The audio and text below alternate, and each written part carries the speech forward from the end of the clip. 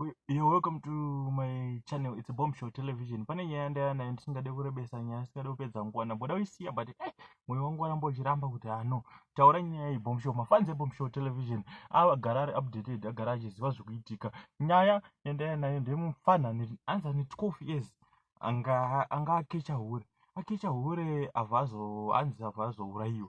Saka nyaya iri yanga ichingondinetsa mupfungwa dzangu kuti saka apa paaurayirwa chii ende afira chii mufana ende ini mafungiro angu ndekuti mufana yanenge afira kuti chi anzi anga ari grade 7 mufana anga Akecha mheno kuti chii chakazoitika vazotadza kunzwanana here kana kuti Hure rakazogara no ndarara nemwana mudiki ndoona zoita se kusungwa but kuuraya ka it's not a solution. It's better for you to run away pane kuti uuraya munhu ezvinezvi hombe manje ekutoti akarara nemwana mudiki aigona kutogara mbija makore mashoma mujeri.